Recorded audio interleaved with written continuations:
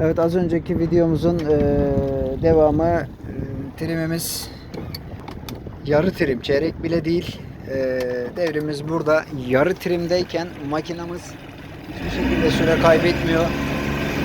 Devir süresi uzamıyor. Şu an bakınız 4 saniye suyu toplayışı, 4000 devir, kafa inik, kızaktayız. Tam gaz yapıyoruz. Zaten saniye bile değil. Direktman şu an 6000 devirdeyiz. Şeyimiz en ufak denge sorunu vesaire yaşamıyoruz.